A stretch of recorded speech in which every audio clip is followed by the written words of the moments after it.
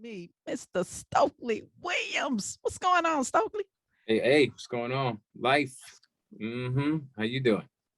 I am great. You are from St. Paul, Minnesota?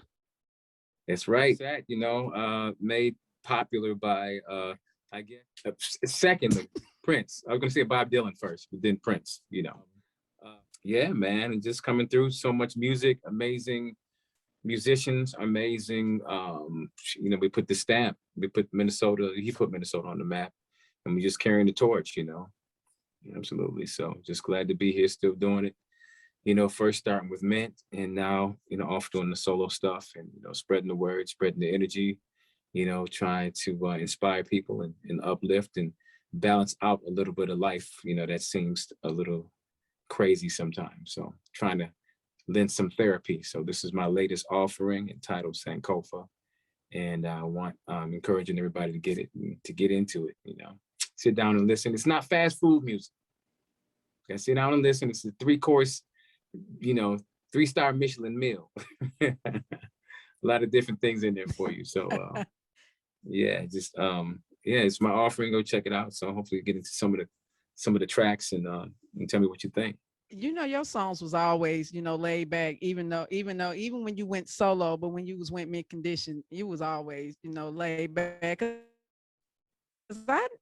I can't even remember a fast up tempo song that you guys even did.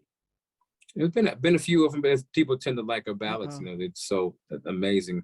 But I guess too, we do those a lot live when that happens. So people come to get, they're shocked sometimes. They think it's one thing, but it's all these different things that we would do. And that's the way we perform. That's the way I still perform. That's the way we grew up. Seeing these different musicians and bands and artists that we knew, they were just so explosive and they did so many different things. Usually an artist, whatever song you like of them is only one facet. They do so much more. And we were just like that, So I'm doing a bunch of different things, just trying to keep the energy flowing, showing you different facets of my musicianship or just my personality. About it, but I am gonna ask, when you performed in St. Louis, I don't know what kind of drum set that was. That was like the first, it was a regular drum set. The kick drum looked like a trash can or something. And then you had the little piece of snare. And what kind of drum set was that? That was dope. Was I standing up? You were standing up. You Yeah. sure were. Yeah, it's called the cabaret kit. Yeah. Or a cocktail kit. Called how you stand up. And it's back. It was, I don't know if it was back in the day, but yeah, you stand up and the beater for the kick, it actually hits upward. So you can stand up when you hit, but the beater goes up when you press down, And yeah, it's fun to play, and I can stay mobile that way. You know what I mean? Yeah. How did Mid Condition come about? How we came about, so we all went to the same high school at different times. And in that high school, we had, it was kind of like a performing arts high school, like LaGuardia for the performing arts in New York. And there was a steel drum class there. There was a recording studio in the high school.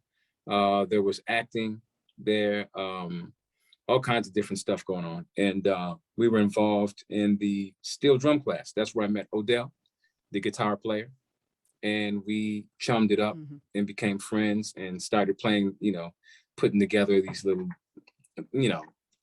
got together with some other folks from high school and played. And, I can't remember one of the first little bands we played in, but it was hilarious. And we would play for a lot of different people around town, a lot of singers. At the time, I believe Rick was coming up from Chicago. He's the only one not from here. And he had moved up just in search of a deal, trying to, tell us, man, I want to move up to Minnesota, just because a lot of people are making it at the time. Prince was really big in that whole sound. So everybody was flocking here. Everybody was moving here just because they wanted to see Prince or just be in the mix, because this is where people from LA and New York were coming here to find bands and that kind of thing. So we formed, so it was, we had, the studio, the steel drum class where I met Odell. We were doing songs in the recording studio. And really from some of the recordings that I made in the studio, that was some of the first demo that we had when we went out to Los Angeles in search of a deal in like 86, you know. And that's the beginning of Mint was in 86. So it's been, the institution has been that long. We've been around. And from there, we just kind of, you know, once we took that trip to LA, we came back and started hitting it, you know, doing a lot of different showcases. And one of those showcases, Jam and Lewis came out to see us. Jimmy Jam and Terry Lewis, who of course famous for so many different hits on different artists. Johnny Jackson being one of them, SOS, New Edition, you know, Gladys Knight, the list goes on.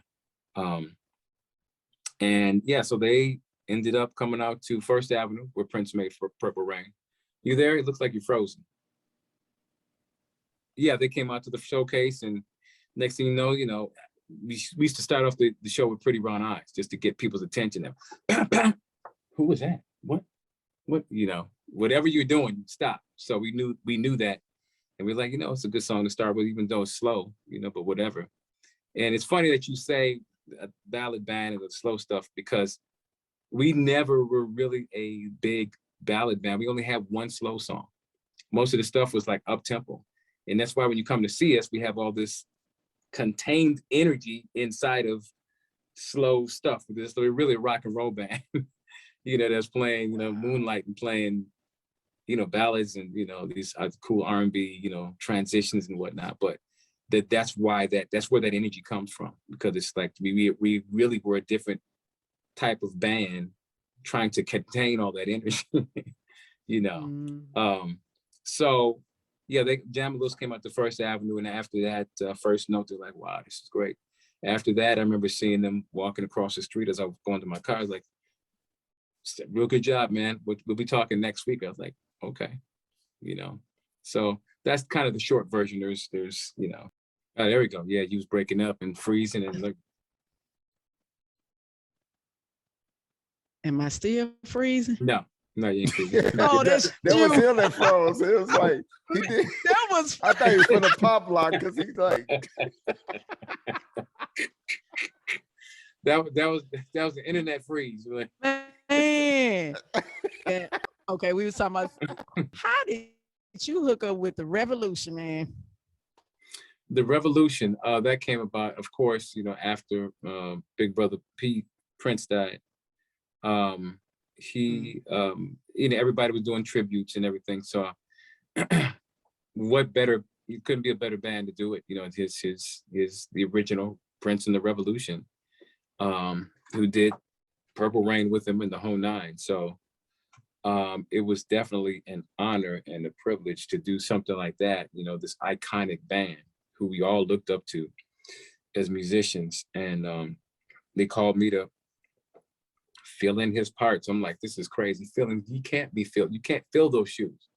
It's impossible. You know what I mean? You can't do it. So, but they'd asked me to do it, and I did the best that I could, my abilities, and sang it played his position in the spirit of him, played my position in the spirit of him, I should say.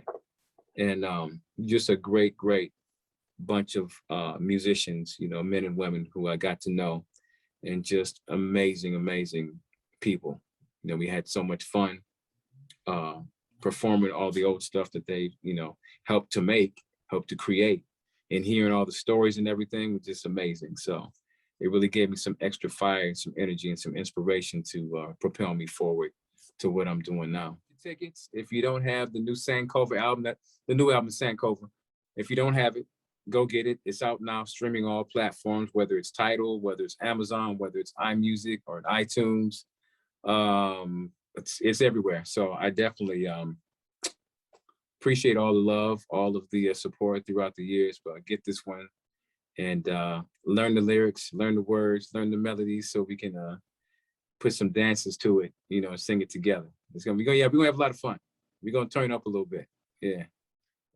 Mr. Stokley Williams, better known as Stokley, singer, record producer, percussionist, and former lead singer and studio drummer of the band Mint Condition. How you doing? Life is going on. How you feeling, man? How's everything with you? Everything is beautiful. Good. Good. That's Couldn't, beautiful. what we're going through today. So That's right. I'm not complaining at all. That's right. And so I want to talk to you about Sankofa. All right. Sankofa. When I saw the title, of course, the first thing I thought about was the movie Sankofa that I saw decades ago. Mm. Sankofa basically means to go back. That's right. That's right. To look for wisdom, Mm-hmm. which is what this album is about, correct? That's right. Go back and get it. Go back and fetch it. Just remember where you came from. Just the old saying, to know where you're going, you got to know where you came from. That whole thing. And if you forget, you just got to go back. And for reference, we all need that, at different stages in our life. What's our purpose? Go back to the beginning. Why am I here? What's my purpose? You know what I mean? So, and everything that made you what you are to date, you know what I mean? So, and this is what my journey has been, starting from, I've mentioned I played, drums starting off there, and then everything in between until now, all the instruments, all the bands, all the genres of music, all the musicality, everything that I've learned is this is a combination of that all in this Sankofa offering. So you play how many instruments, and did you play all the instruments on this album? Most, but I any instrument I always say I have at least one song in me. I wish I knew how to play harp, but I can probably figure something out and make a song up, enough to enough to make some, move somebody, move which way, I don't know. But yeah. So for those of you that don't know, in March of 2020, Stokley earned his first #1 solo hit with the song She. Yes. Okay. This particular song is on the latest album. It is. So my question is, you took your time releasing this album like artists did back in the day. Yep. Which is a good thing. But other than it being a good thing, what was your main reason? It's just to, like I said, I wanted to go back and do all the things that I missed, do all the things that I love, and taking your time to do it is one of those things. I think, of course, am I aware of this moment right now where people have the attention span of, an 8-year-old or, yes, I'm aware of that. Of course, the albums are 30, 45 minutes. Yes, mine's is an hour and 10 just because it had to be that long because of what I was downloading from life and uploading from life, you know what I mean? And as it was coming through me, I just kept getting deeper and broader and longer, and I kept expanding my ideas and see how far I could go. So that's what you hear. It's an extension of that, everything that was filtered through me is on those records for the last, I guess, everything that has happened the last 5, 6 years, I guess, the feeling of it. Galvanize all that energy, all those songs, all the lyrics in my head, and just try to put it into one project, so that's what's in there. So it's the SOS thing, right? Take your time, do it right. There you go. Absolutely. Ain't nothing wrong with that. I missed that, because you gotta take your time and, go back and listen and change this, just take your time with it. You know what I mean? Yeah. You also included, I won't bring this up because I think one of the first people I heard do this was Common. You included your father speaking on the album. Yes. Is that in conjunction with the title of the album? We're going back, gaining wisdom, where you got your early wisdom from? Absolutely, for sure. Both my parents really encouraged me very early on. They saw a gift in music that I had, drums and percussion, and later on vocalizing, that kind of thing. So they did what parents are supposed to do: encourage them. If they see a spark, try to grow it, you know, get some extended family members, people who they know, to help grow this talent and water this talent, fertilize the talent, which is what they did. I have a large, family. It's a tribe around me, I guess I should say, who helped me to help learn me. To say, I'm gonna learn you, boy. So all these people didn't learn me good, and this was just an amazing, a lot of times I didn't realize what I was in because they were putting me in situations that were way above my pay grade, but I guess somebody thought I could play or can handle it. And I guess I did. It's one of those things, they put you in those situations, you have to figure it out, and I didn't realize how gifted I was. I just was always into learning. Both my parents are educators, so that was stressed. And I'm like, just always be a student, soak it up. I don't care what level you're at. At this point, I learned from younger musicians, always learn from my kids, you know what I mean? So that's a constant, you know what I mean? But yeah, they're definitely their parents I look at it at the beginning, they're like the alpha and omega to me. So Pops being the historian that he is, and we've, I know these concepts, Sankofa and so many other things about all these Africanisms, I'll say, for a very long time. It's just embedded in me, And so I thought it perfect for him to book in the album at the front and at the ending. And it wasn't complete without him, for sure. Because I listened to the entire album, and I'm gonna say probably my favorite song is Sankofa. All right. Is so much in the lyrics of that song where you really have to listen to that song. Sankofa, man. So, do you still skate? Oh yeah. I got a little boogie left for me. I got a little boogie left. Yeah, a little bit. I got a little boogie in me. Yeah. You only saw a little. You should have seen some of the outtakes of the Cascade video. You know what I mean? I got a little boogie. Man, you should have came to St. Louis and shot some of that. Oh man, they skate there, right? Oh man, this is the skate capital. This is the skate capital. Serious, because we got a style that nobody in the country has. Ooh, okay. Yes. I need to come learn that. It's smooth. It fits with your music because your music is smooth. Okay. We skate smooth, real smooth with a style. And so I brought that up because Vibrant with Snoop. Yes. That song is nice. It's a skating song. Yes, it's nice. Yes. When you first hear it, if you're a skater, you already know what to do. Yeah. And that's what I did was, like I said, I did what I missed. I missed the 90s. Obviously, that had a 90s slant on it. Again, this is going back. This is my journey, going back to get all the things that I love and bringing it forward. What's old is new again. So for people who missed that, I'm like, man, y'all missed it. This was let me just bring it back just a little bit for you. It's a good feeling 90s. It's a skating song. We used to skate, so that's made a video about it. I'm like, man, I miss skating, that whole thing, and it resonated really well. So really hats off to Brother Snoop. It really helped out on the song and the visual. We really had a lot of fun doing it. So since you shot that at some of that at Cascade, is that why you named one of the songs Cascade? Oh, Cascade in Atlanta? No, that actually was in LA. The name of the song is Cascade, but the skating rink was I can't remember the name of the skating rink, but it was in California. We did that. Shot the video. Yeah. Okay. Yeah.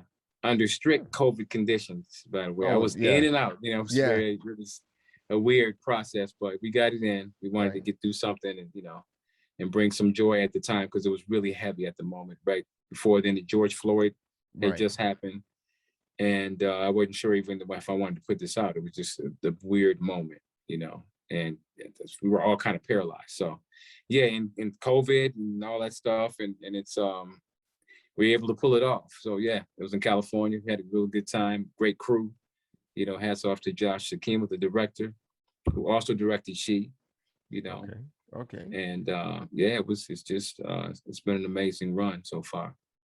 Yeah, you can go to his website, Yeah, Stokley.com. istokley.com. That's istokley.com. istokley.com. Or my socials too. You can find out where I'm at, what's happening with me at Stokley Official. That's Twitter, Instagram, and Facebook. Stokley Official. Yeah, I'm gonna find out what's happening. and like I said, the Cascade, I actually like the remix better. The Okay. remix of Cascade is like, wait a minute. Wait, the other song is Cascade. And I went back. Okay. Lovers Quarrel. Remix, yeah. Okay. Quarrel Free, Yeah. yeah. And I put out a video. I don't know if you've seen the video for that. So the video, me and my manager, we directed that one because I feel like the ballad side of me, people wanted that. So let me just do a remix and slow it down, just in case you didn't hear. Uh-huh. Let me slow it down just a little bit for a little tempo for the people who want that. Knock them over the head real quick with that. Mhm. Wavy, and yeah, Wavy. yeah. The CD, I'm telling you, and we don't just say things. Mhm. This CD, you should go out and get it. It's seriously worth it. Stokley, you did your thing once Thank again. Great entertainer, great singer, great musician. I mean, you the dude, you, man. man. It's hard to Thank you. say. You I you appreciate do, it, man. and we really appreciate you taking the time out to do this interview. Absolutely, man. So